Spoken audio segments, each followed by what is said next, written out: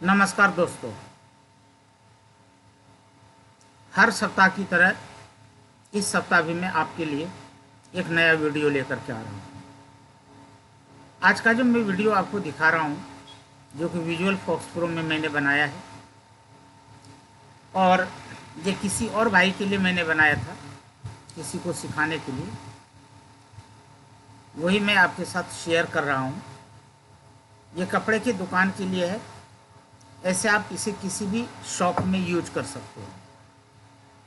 एक बार मैं ये चला करके दिखा देता हूँ, फिर मैं आपको बताऊंगा कि ये मैंने बनाया किस तरीके से है। आप यहाँ पर डेस्कटॉप पर देख रहे हैं ये आइकन, इसे आपने डबल क्लिक किया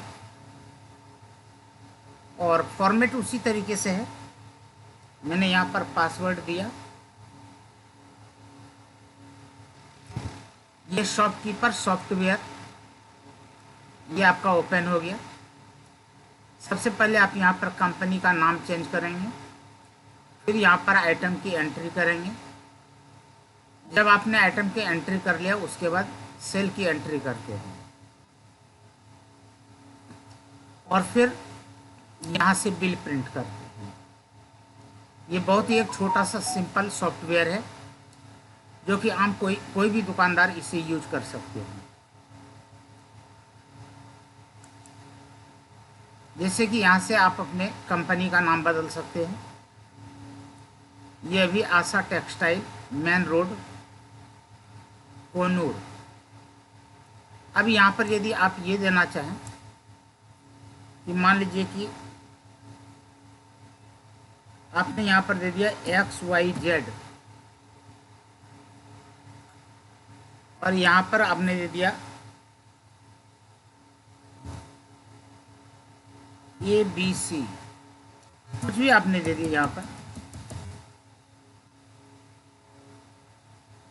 और फिर आप यहाँ से एग्जिट हो जाते हैं। आप यहाँ पर देखेंगे कि XYZ आ गया है।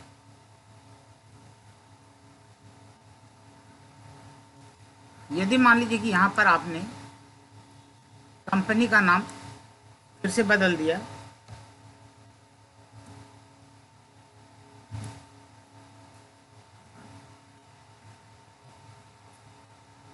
यहाँ पर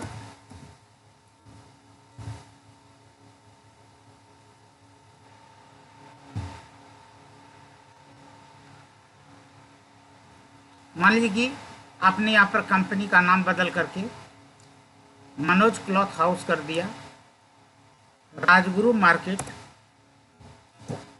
Hisar.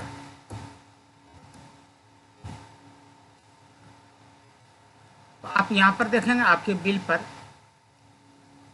Manoj cloth house, Rajguru market, Hisar. यहाँ पर इसको और बढ़ाना होगा तब हिसार आएगा, लेकिन बिल पर आ जाएगा। जैसे कि मान लीजिए कि यहाँ पर मैंने बिल नंबर 7 दिया और आप प्रिंट कराते हैं। यहाँ पर देख सकते हैं कि Manoj cloth house, Rajguru market, Hisar आ गया। एक तो फैसिलिटी आपका ये है। नंबर 2, यदि आप यहाँ पर सेल की एंट्री करते हैं, यहाँ पर भी आपकी कंपनी का नाम आ जाता है, Manoj cloth house, Rajguru market, Hisar. इसमें ऑटोमेटिक बिल नंबर ले रहा है 20,961 तक की एंट्री हो चुकी है, यानी कि इतने सेल हो चुके हैं। अब ये 62 बिल नंबर होगा, ये ऑटोमेटिक जनरेट होता है। यहाँ पर आप कस्टमर का नंबर डाल सकते हैं। यदि नहीं है, कोई चलता फिरता कस्टमर है जिसका कोई कस्टमर नंबर नहीं है, तो आप इसको स्किप कर सकते हैं। ये आज का डेट ले लिया। यदि डेट चेंज करना चाहते हैं तो कर सकते हैं, और यदि सेम डेट रखना चाहते हैं तो सेम डेट रख सकते हैं। बिल का टाइप, आप किस टाइप का बिल लेना, ये किस टाइप का बिल जनरेट करेगा वो लिख सकते हैं। और यदि छोटा मोटा दुकान है, सिंपल आप सेल परचेज का काम करते हैं और नॉर्मल बिल देते हैं, तो यहाँ पर बिल टाइप देने की भी कोई ज़रूरत नहीं है। यहाँ पर क्या होता है कि कुछ दुकानदार अपने साथ कई फेरी वाले को रखते हैं। तो यहाँ पर 1 तो हो गया खुद दुकानदार है, 2, 3, 4, 5, 6, 7 ये इनके वेंडर्स हैं। किस वेंडर के द्वारा ये सामान बेचा गया है या आपके द्वारा खुद बेचा गया है, तो वो आप यहाँ पर वेंडर नेम दे सकते हैं। और किसको आपने बेचा, तो मान लीजिए कि यहाँ पर मनदीप नाम का कोई कस्टमर है, मनदीप कुमार। ये कोई ज़रूरी नहीं है, आप देना चाहें तो दे सकते हैं। अब यहाँ पर ज़रूरी हो गया, अब आपको यहाँ पर आइटम कोड देना है। ऐसे साइड में आपके लिए यहाँ पर दे दिया है, यहाँ पर आइटम कोड दिया गया है, आप यहाँ से भी देख सकते हैं। और नहीं तो मान लीजिए कि आपको 5 नंबर यानी कि चलिए 6 नंबर ले लेते हैं, पैजामा चाहिए। आपने यहाँ पर 6 नंबर लिखा, एंटर की प्रेस किया, यहाँ पर पैजामा आ गया। अब चूंकि कपड़े की दुकान है तो कपड़े की दुकान में कोई भी रेट फिक्स नहीं होता है, इसलिए यहाँ पर आपको रेट अपने तरफ से लगाना है। यदि आप आइटम एंट्री के टाइम में ही यहाँ पर रेट फिक्स कर देते तो वो रेट यहाँ पर ले लेता, लेकिन आइटम एंट्री में यहाँ पर रेट फिक्स नहीं किया जाता है। जहाँ पर भी इस तरीके का सेल परचेज का काम होता है, जहाँ पर की बार्गेनिंग होती है। अब कोई सामान है, किसी को 200 में बेच दिए, किसी को 250 में बेच दिए, किसी को 300 में भी बेच देते हैं, किसी को 150 में भी देना पड़ता है। जहाँ पर कि रेट वेरिएबल होते हैं तो वहाँ पर दुकानदार अपने हिसाब से रेट डिसाइड करते हैं कस्टमर वाइज। तो मान लीजिए कि आपने 200 इसका लगा दिया, बाय डिफ़ॉल्ट यहाँ पर क्वांटिटी 1 आएगा। यदि एक से ज़्यादा ले रहा है तो आप यहाँ पर ज़्यादा डाल सकते हैं। टोटल अमाउंट 400 हुआ।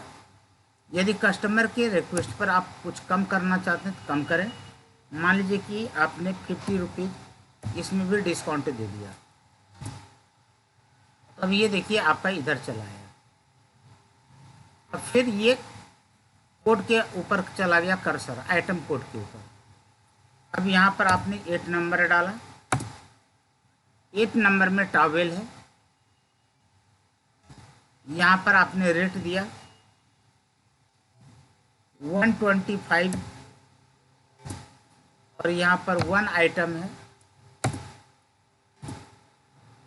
इसमें आपने 10 रुपीज़ डिस्काउंट दिया। फिर यहाँ पर आपने दे दिया आइटम नंबर 10, इसमें चादर है। और चाहे तो यहाँ पर पुल डाउन मेनू भी लगा सकते थे, वो जिस तरीके का कस्टमर का रिक्वायरमेंट होगा, तो यानी कस्टमर नहीं, दुकानदार का रिक्वायरमेंट होगा, उस तरीके से यहाँ पर चेंज किया जा सकता है। और यहाँ पर आपने चादर का कीमत लगाया 475। यहाँ पर भी एक चादर है, 475 अमाउंट बना इसका। और यहाँ पर भी आपने 25 रुपीज़ का डिस्काउंट दिया। और इस तरीके से अभी डंप फाइल के अंदर, ये टेम्प्रोरी फाइल है, ये जो आपको यहाँ पर ग्रिड दिखाई पड़ रहा है ये टेम्प्रोरी है, ये केवल एक बिल बनाने के लिए तैयार किया जाता है। अब मान लीजिए कि इसने 4 आइटम दे लिए और इसको अब कोई आइटम नहीं लेना है, तो अब यहाँ पर सेव करेंगे तो यह मैन डीबीएफ फाइल में चला जाएगा और ये जगह खाली हो गया। अब यहाँ से बाहर निकलते हैं। यदि अगले को बिल की ज़रूरत है तो बिल दे दीजिए, नहीं ज़रूरत है तो मत दीजिए। लेकिन हो सकता है कि वो 2 दिन 4 दिन बाद कभी आया, कहा कि जी मुझे तो बिल चाहिए, तो यहाँ पर बिल नंबर याद होने चाहिए, नहीं तो इसमें कस्टमर के नाम के हिसाब से भी मैं फैसिलिटी दूंगा, अभी इसमें मैंने दिया नहीं है। यहाँ पर 20962 बिल नंबर था। देख लीजिए यहाँ पर पैंट शर्ट का सेट लिया गया था, पैजामा लिया गया था, टॉवेल लिया गया था, चादर लिया गया था। और आप यहाँ पर बिल प्रिंट निकाल करके दे देते हैं। अब यहाँ पर देखिए कि दो इसने अलग अलग बिल दिखाया है। दो अलग अलग बिल इसलिए दिखाया है कि सेम बिल नंबर में शायद इससे पहले मैंने एंट्री किया होगा, लेकिन मैंने सेव नहीं किया था, इसलिए वो यहाँ पर दिखा दिया। तो यहाँ पर आप कैलकुलेट कर सकते हैं कि ये 400 है, इसमें हमने कोई रिबेट नहीं दिया होगा। लेकिन यहाँ पर जो जो रिबेट दिया गया 50 रुपीज़, 10 रुपीज़, 25 रुपीज़, तो ज़रा इसे कैलकुलेट करके देखें भाई। तो 400 यहाँ पर एक कमी रह गई है। वो कमी क्या रही है, इसने यहाँ पर दिखा तो दिया, लेकिन टोटल में इसने नहीं दिखाया, क्योंकि यहाँ पर इसने ये लिखा है 4 और 4 800 और 200 1000 यहाँ पर दिखाया, जबकि यहाँ पर इसको डिस्काउंट करके दिखाना था। चलिए वो मैं बाद में एडिट कर दूंगा, ठीक है। अभी तो मैंने इसे तैयार ही किया है खुद टेस्ट करने के लिए। अब हम लोग वहाँ पर चलते हैं, आखिर ये मैंने बनाया किस तरीके से। मैं आपको विजुअल फॉक्स प्रो 9 ओपन करके दिखा रहा हूँ।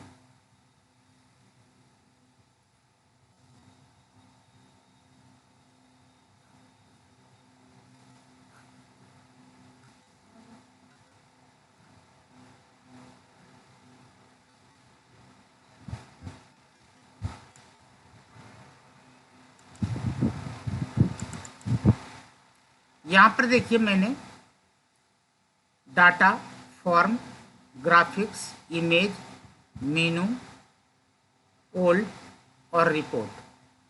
ओल्ड में तो हमारा ओल्ड फाइल है, ये आपके काम का नहीं है। तो यहाँ पर 1 2 3 4 5 और 6 मैंने फोल्डर बनाए हैं। मैं अपने आदत के हिसाब से डाटा में मैंने केवल डीबीएफ फाइल रखे हैं, फॉर्म्स के अंदर जो मैंने फॉर्म बनाए हैं, ग्राफिक्स के अंदर कुछ मैंने फ़ोटो वगैरह लगाए हैं,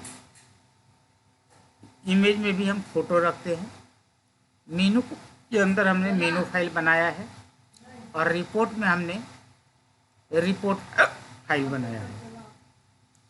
देखते हैं सबसे पहले कि हमने यहाँ पर कौन कौन सा डीबीएफ बनाया है।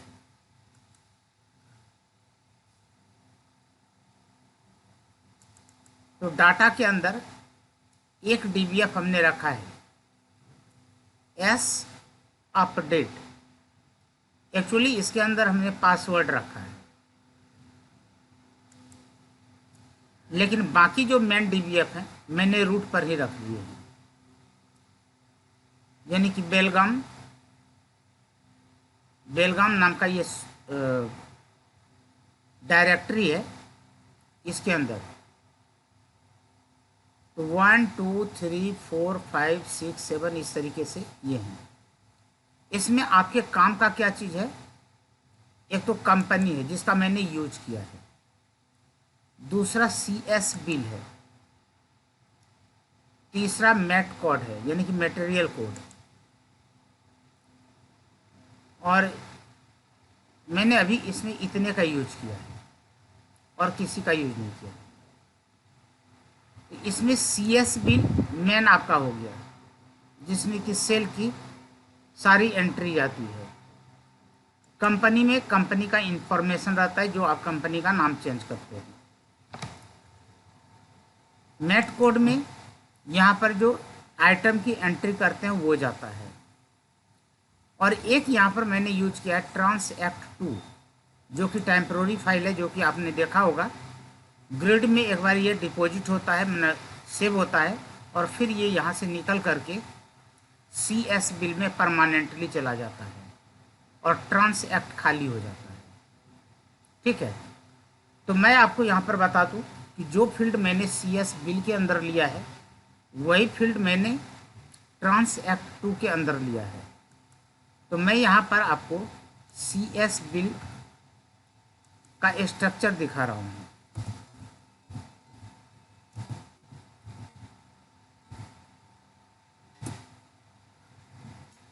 इसमें बिल नंबर है, बिल डेट है, बिल टाइप है, कस्टमर नंबर है, आइटम नंबर है।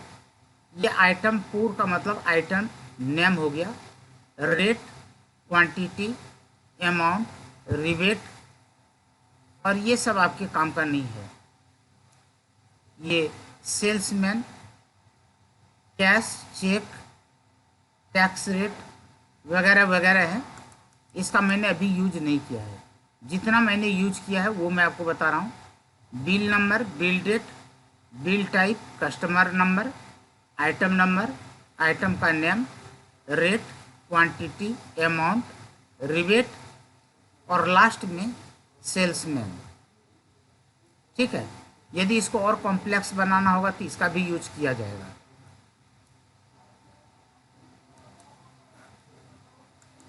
और कंपनी नेम में अब मैं यहाँ पर कंपनी वाले को खोल लेता हूँ, क्योंकि DBF समझना बहुत ज़रूरी है।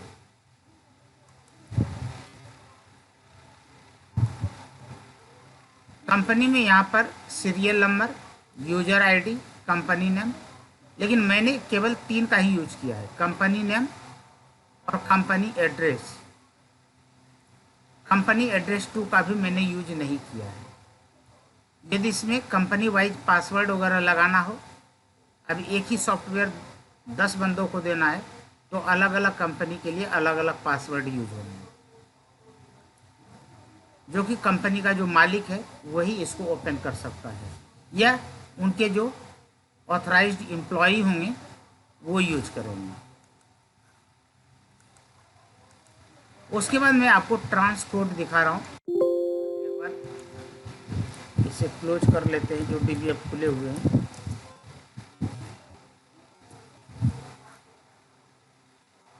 अब मैं आपको यहाँ पर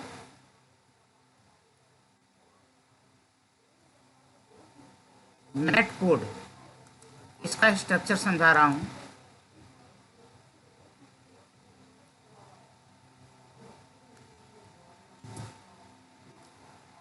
इसमें लगभग मैंने सबों का यूज किया है, लेकिन खास करके आइटम कोड और आइटम नेम। यहाँ पर मैंने यूनिट का ऑप्शन जरूर दे दिया है, लेकिन यूनिट मैंने लिखा नहीं है। हाँ, यदि मान लीजिए कि इसी सॉफ्टवेयर को आप राशन की दुकान के लिए यूज करते हैं तो वहाँ पर यूनिट लिखना ज़रूरी है, क्योंकि कोई आइटम केजी में होगा, कोई पैकेट में होगा, कोई लीटर में होगा, अलग अलग तरीके से हो सकती है। फैसिलिटी मैंने सब दिए हैं। अब हो सकता है कि इसमें किसी के ऊपर टैक्स लगता होगा, तो यहाँ पर टैक्स रेट कि कितना % लगता है, तो वो चीज़ है। ग्रुप में यदि डिवाइड करना चाहें तो ग्रुप भी मैंने दे रखा है। तो ये तो हमारा हो गया DBF। उसके बाद मैं आपको लेकर के चलता हूँ फॉर्म के ऊपर। अब फॉर्म में यहाँ पर आइटम एंट्री, ये आइटम एंट्री बनाने में हमारी मदद किए हैं पीयूष जी। ये एक अच्छे यूट्यूबर हैं, अच्छे ट्रेनर भी हैं। तो जैसे कि पीयूष जी हैं, मनोज कल्ला जी हैं, इनसे हमारी बातचीत होते रहती है। हम लोग एक दूसरे के साथ अपना नॉलेज शेयर करते हैं। तो ये खास करके पीयूष जी का मैं धन्यवाद करूँगा, उन्होंने ये आइटम एंट्री बनाने में मेरी मदद की। हालांकि इसका तो पूरा फॉर्मेट ही उन्होंने ही तैयार किया था। इसके अंदर जो DBF हमने लिया है वो कस्टमर से लिया है, यानी कि जिनके लिए मैंने तैयार किया उन्होंने ये फील्ड दिए थे, क्योंकि वो भी ऑलरेडी प्रोग्रामर हैं और शायद वो कर्नाटका के हैं। नाम मैं भूल रहा हूँ, उनका नाम मुझे ध्यान में है नहीं। बेलगाम शहर के वो रहने वाले हैं। तो इसलिए मैंने सिंपल सा यहाँ पर किया है, मैं रन करा करके दिखा रहा हूँ। यहाँ पर देखिए फिर कंपनी का नाम आ गया, जो आपने कंपनी वहाँ पर चेंज किया था, Manoj cloth house, Rajguru market, Hisar. अब यहाँ पर आइटम कोड डालना है आपको। तो देखिए आपको यहाँ पर आइटम कोड ऑलरेडी दिखा रहा है, 36 आइटम कोड हो चुके हैं। अब आपको यहाँ पर 37 डालना है। अब आइटम का नाम मान लीजिए कि मैं यहाँ पर ले लेता हूँ ABCDE।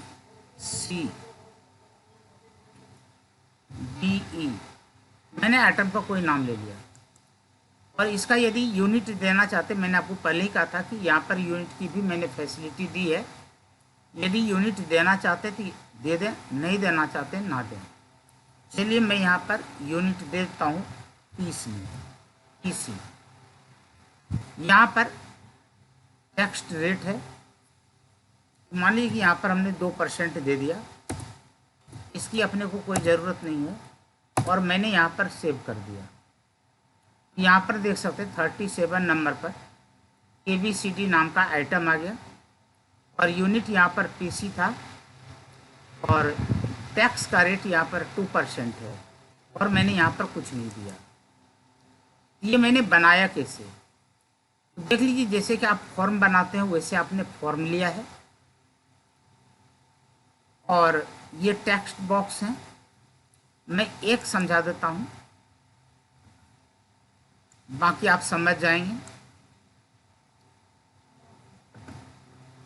मैंने यहाँ पर ध्यान रखना है कंट्रोल सोर्स का, कि यहाँ पर जो आप एंट्री कर रहे हैं ये किस DBF में जाएगा, क्योंकि इसमें रिप्लेस कमांड का हमने यूज नहीं किया है, याद रखिएगा। इसमें सबसे कम कोड का यूज किया गया है। ये यूं कह दीजिए कि कोड के नाम पर कुछ है ही नहीं। तो यहाँ पर हमने सोर्स कोड को डायरेक्ट यहाँ पर डाल दिया, यानी कि DBF और उसके फील्ड का नाम, यानी कि कंट्रोल सोर्स। यहाँ पर जो हम डालते हैं वो सीधे इस कंट्रोल सोर्स के अंदर जाकर के सेव हो जाता है। यहाँ पर आपको क्या याद रखना है, जो यहाँ पर इनिशियल है, जिसे कि इनिट कहते हैं, इनिट इवेंट पर, फॉर्म के इनिट इवेंट पर आपने लिखा अपेंड ब्लैंक, क्योंकि इसके अंदर एक ही DBF हमने यूज किया है, इसलिए हमने यहाँ पर अपेंड ब्लैंक लिखा। यदि एक से ज़्यादा आप DBF यूज करते तब आप यहाँ पर क्या करते, यहाँ पर सेलेक्ट लिखते, सेलेक्ट और फिर DBF का नाम।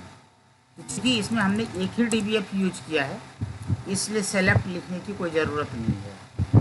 फिर डिलीट और फिर रिलीज। एक काम आपको ये करना है, आप खुद प्रैक्टिस कर सकते हैं। लोड इवेंट पर हमने सेंचुरी ऑन कर दिया, और डेट के लिए सेट डेट ब्रिटिश कर दिया। उसके बाद रिलीज में हमने यहाँ पर क्या किया है कि यूज, और जिस DBF का हमने यूज किया है उसका हमने कंप्लीट पाथ दे दिया। यदि आप रूट पर ही रखते हैं तो यहाँ पर आपको पाथ देने की कोई ज़रूरत नहीं है, लेकिन मैंने यहाँ पर पाथ दिया है। इसका मतलब कि ये आपको C ड्राइव में ही रखना पड़ेगा। C ड्राइव में बेलगाम नाम के जो डायरेक्टरी है उसके अंदर ये हमारा DBF है। फिर आपने यहाँ पर पैक लिखा और यूज लिखा। अब प्रश्न ये उठता है कि ये आपने लिखा ही क्यों। ऐसा हमने इसलिए लिखा है कि इसका इफेक्ट मैं आपको बताता हूँ। अब मान लीजिए कि आपने यहाँ पर लिख दिया 38,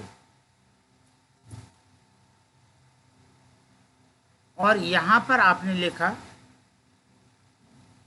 XYSP,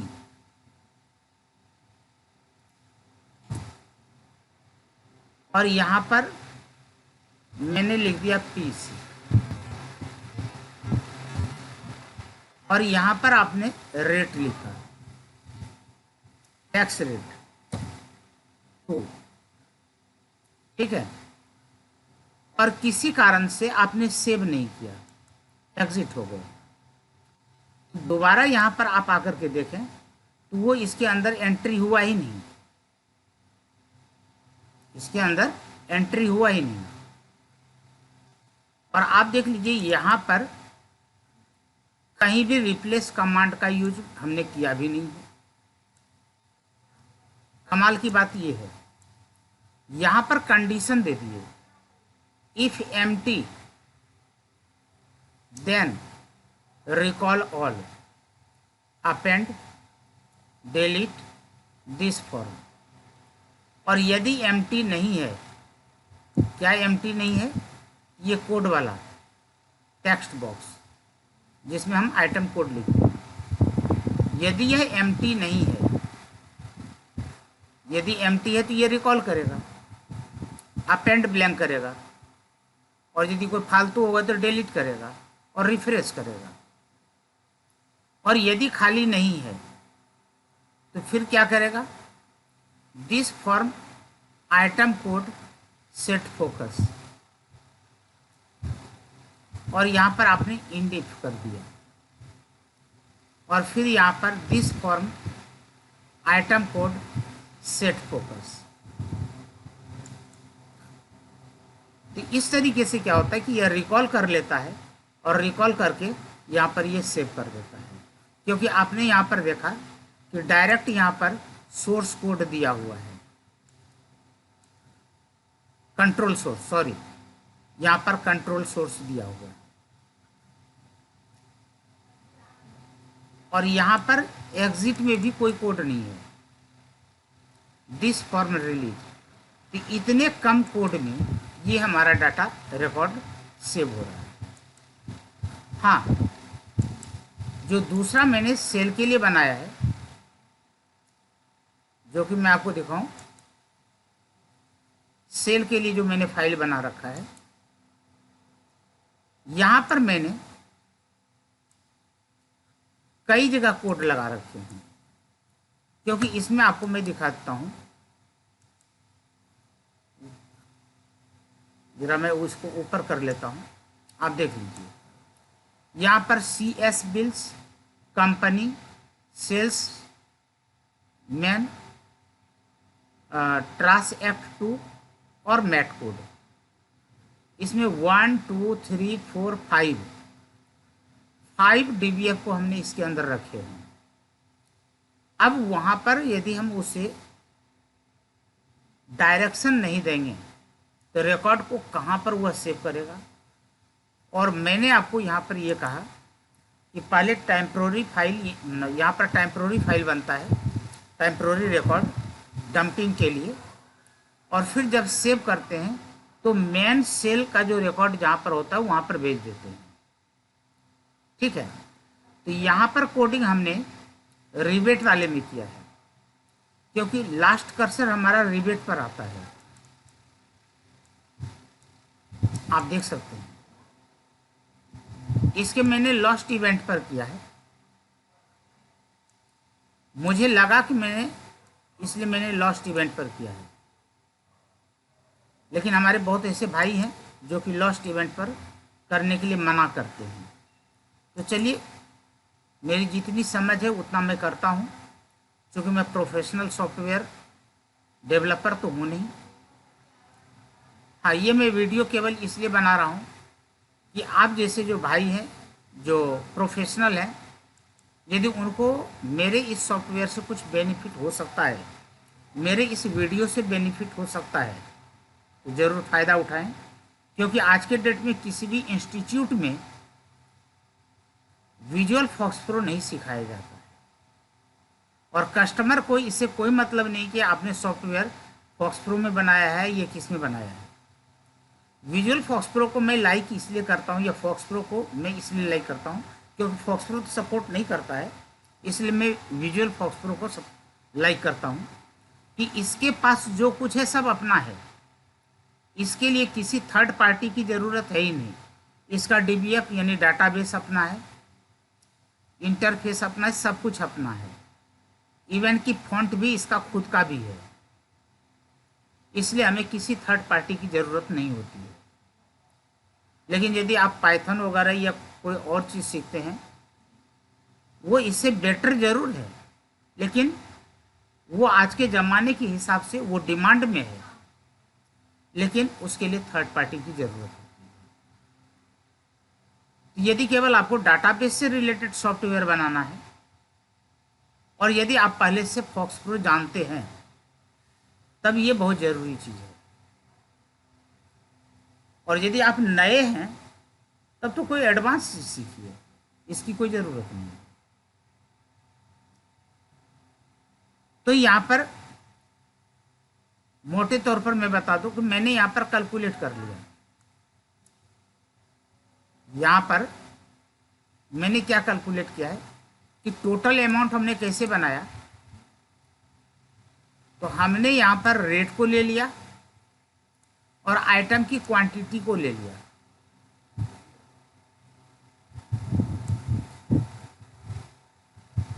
ये चीज़ इससे पहले मैं यहाँ पर देख सकता हूँ, ये क्वांटिटी वाले को,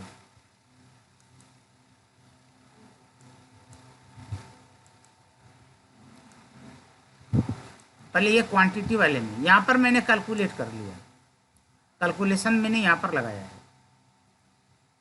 ये अमाउंट इक्वल टू क्या हो गया, रेट इनटू क्वांटिटी। और इसको इसने सेव कहाँ पर किया, यानी कि ट्रांसफ़र कहाँ पर किया, अभी सेव तो नहीं किया है, ये अमाउंट वाले टेक्स्ट बॉक्स के अंदर। तो जो ये अमाउंट वाला हमारा टेक्स्ट बॉक्स है, और जो हमारा रिवेट है, रिवेट के लास्ट इवेंट पर हमने क्या लिखा है कि जो नेट टोटल है वो कैसे बनेगा। तो जो टोटल अमाउंट है उसमें से रिवेट को इसने माइनस कर दिया। ठीक है, अब यहाँ पर हमने सेलेक्ट कर लिया ट्रांसएक्ट और कुछ हमने वेरिएबल डिफाइन कर लिए,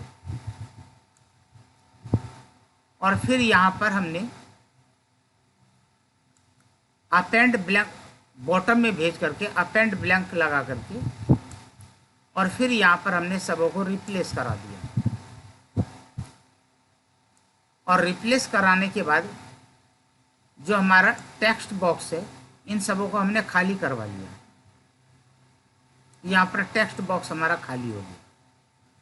और अब एक चीज़ और देख लीजिए, मैंने यहाँ पर कर्सर को पहले एक बार ग्रिड में भेजा और एक बार ग्रिड से तुरंत निकाल करके मैंने टेक्स्ट आइटम, यानी कि आइटम कोड का जो टेक्स्ट बॉक्स है वहाँ पर भेज दिया।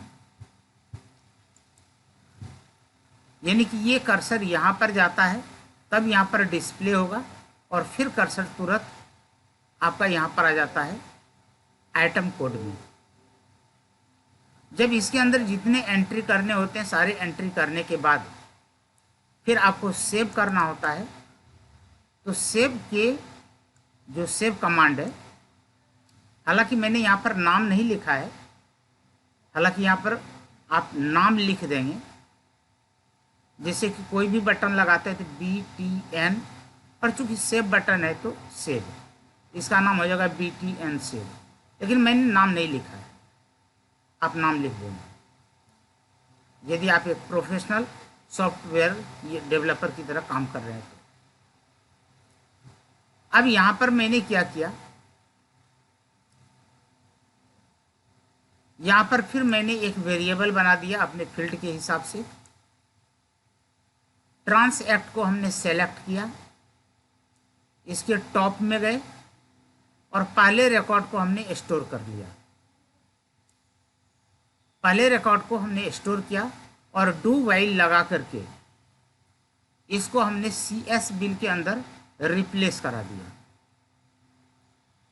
अब ट्रांसएक्ट के अंदर जितने भी आपके पास फाइल हैं, डू वाइल के थ्रू जब ये ट्रांसफ़र हो जाता है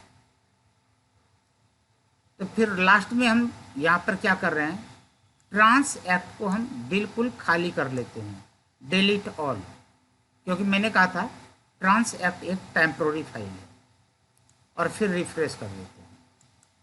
यही कारण है कि ये सेव बटन प्रेस करने पर ये पोर्शन आपका खाली हो जाता है। यहाँ तक समझ में आ गया। उसके बाद आगे हम लोग यहाँ पर चलते हैं। तो आपने यहाँ पर आइटम एंट्री और सेल की एंट्री, ये दो चीज़ आपने समझ ली। कंपनी नेम में कुछ है नहीं।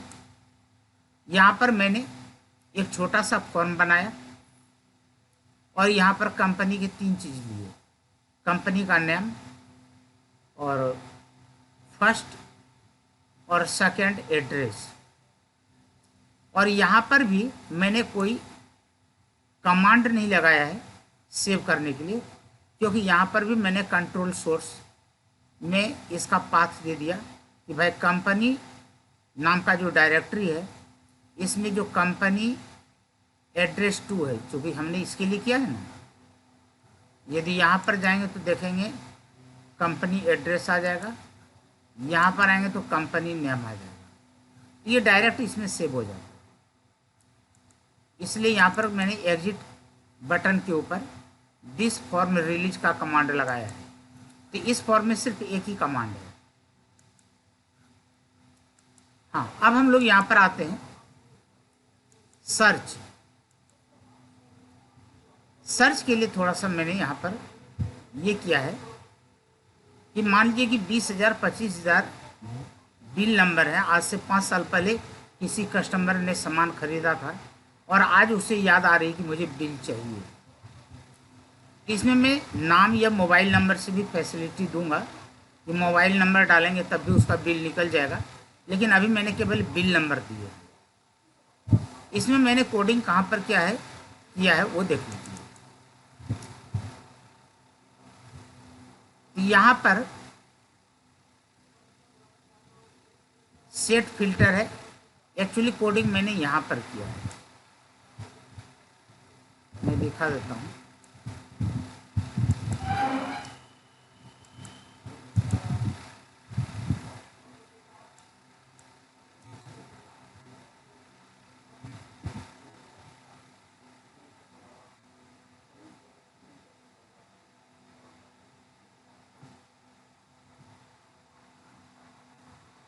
यहाँ पर सेट फिल्टर टू, इसका मतलब ये हुआ कि इससे पहले जो फिल्टर का सिस्टम लगा हुआ था उसको कैंसिल करो। अब यहाँ पर सेट फिल्टर टू, और किसको फिल्टर करना है, CS बिल नाम का जो DBF है, इसके अंदर जो बिल नंबर नाम का फील्ड है, इसमें सर्च करना है जो इस टेक्स्ट बॉक्स के अंदर, देखिए इस टेक्स्ट बॉक्स का नाम TXT सर्च TXT, ये मैंने लिखा है TXT सर्च TXT, यानी इसके अंदर जो हमने वैल्यू लिखा है वह इसके साथ मैच करो, और यदि मैच करे तो उसको फिल्टर करो।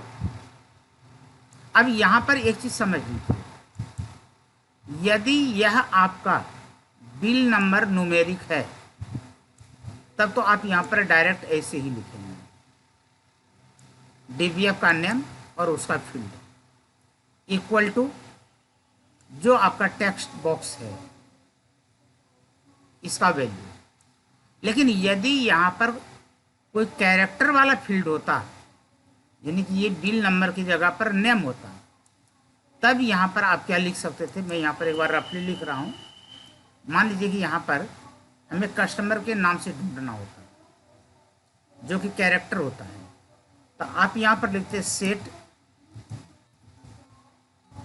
Filter to CS bills dot customer, या कस्टमर नेम जो भी होता है कस्टमर, और यहाँ पर आप ब्रैकेट लगा देते इस तरीके से, और यहाँ पर आप लिखते ऑल्टरिंग, और यहाँ पर अपर इक्वल टू पहले क्लोज करना होगा।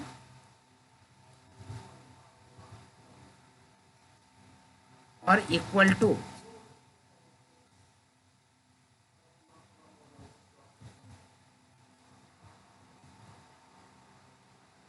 इसे भी मैं ब्रैकेट में ले लेता हूं एक बार।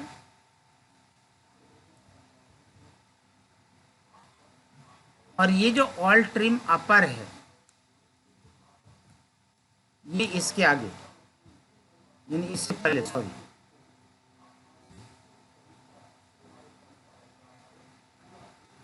और यहां पर ब्रैकेट से क्लोज कर दें।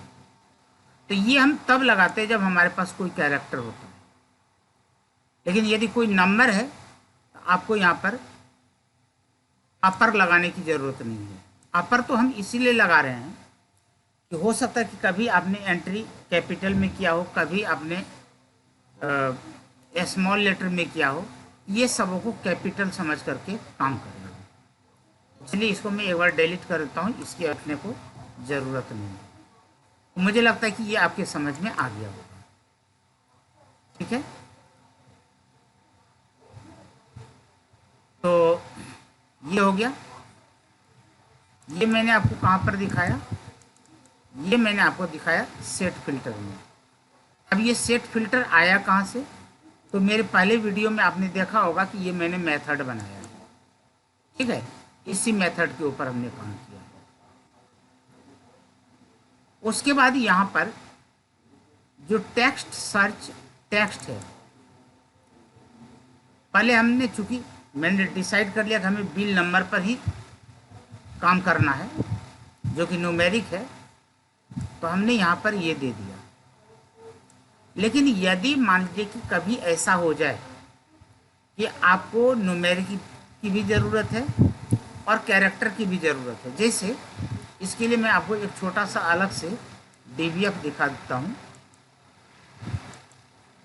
इसके अलावे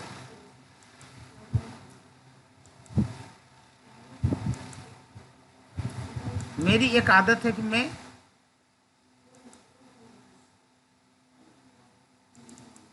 खुद व खुद प्रैक्टिस करते रहता हूँ। जैसे कि यहाँ पर कस्टमर सर्च, यहाँ पर आइए, इसकी खूबसूरती क्या है जरा देख लीजिए। यहाँ पर पहले आप सेलेक्ट करेंगे कि आप कस्टमर के नेम के आधार पर करना चाहते हैं या बिल नंबर पर। यदि मान लीजिए कि आपने कस्टमर के नेम पर किया तो यहाँ पर देखिए ऑटोमेटिक कैरेक्टर आ गया, यहाँ पर 0 नज़र नहीं आ रहा है। और यदि आप बिल नंबर लेते हैं तो यहाँ पर देखिए 0 आ गया। तो इससे क्या पता लगता है कि बिल एक न्यूमेरिक है, यानी कि आपको यहाँ पर नंबर लिखना होगा। और मान लीजिए कि मैंने यहाँ पर नंबर में लिख दिया भाई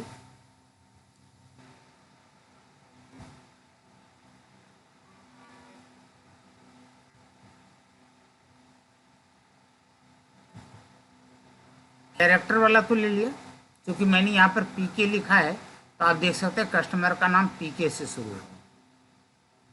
और यदि मैं यहाँ पर बिल नंबर के हिसाब से लेता हूँ, यहाँ पर मैं ले लेता हूँ 7। देखना पड़ेगा इसमें कहीं पर एरर है। हाँ देखिए, इस बार 6 ही लिया,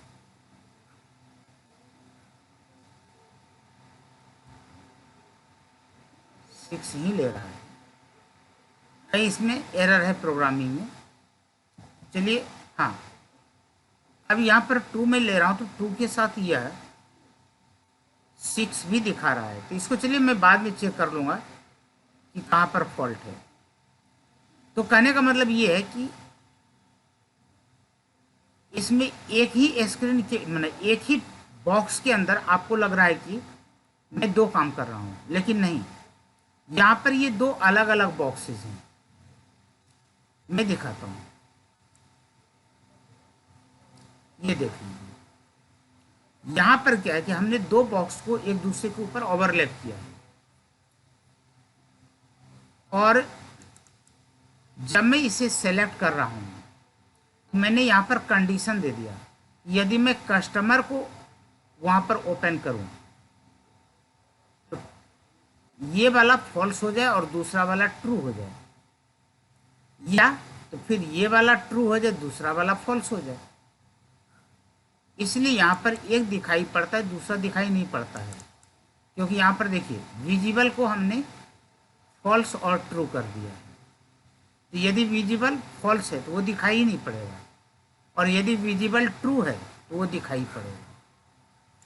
कस्टमर को दिखने में लगता है कि एक ही फील्ड में काम हो रहा है, एक ही बॉक्स में काम हो रहा है, लेकिन हकीकत में यह एक बॉक्स में काम नहीं हो रहा है, ये दो अलग अलग बॉक्स में काम हो रहा है, और दोनों के लिए हमने अलग अलग कोड लिखे दोनों बॉक्स के।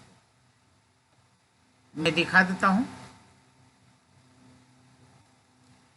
देखिए इसमें देख लीजिए, मैंने यहाँ पर ये बॉक्स लिखा है इंटरैक्टिव चेंज के ऊपर,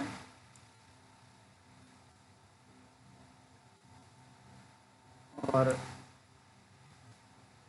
की प्रेस के ऊपर। ये जो आप देख रहे हैं ग्रीन कलर का, ये मेरा कोई पुराना था, उसी को कॉपी पेस्ट मैंने मारा है। जिसकी ज़रूरत नहीं होती है उसको मैं इग्नोर कर देता हूँ। आपका मेन कोड एक ये तो खैर ऑलरेडी रहेगा ही रहेगा की प्रेस इवेंट पर। मेन कोड हमारा ये वाला पोर्शन है, इतना सा, ठीक है।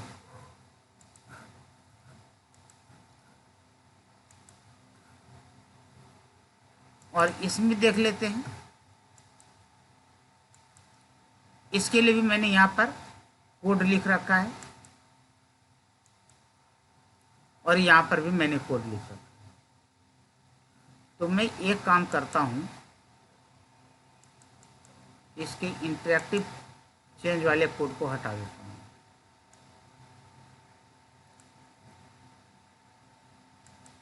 इसे मैं कमेंट कर देता हूँ। हटाने का मतलब ये हो गया। एक बार इसको मैं दोबारा रन करा करके देखता हूँ।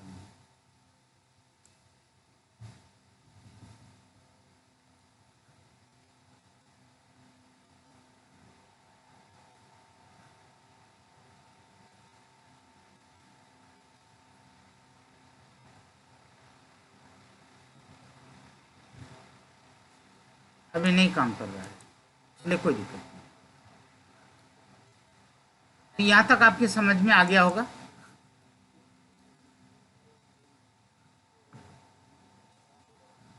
आपको मेरा ये वीडियो कैसा लगा मुझे कमेंट के द्वारा ज़रूर बताएंगे, और इसमें और क्या फैसिलिटी देनी चाहिए वो भी मुझे ज़रूर बताएंगे। Thank you.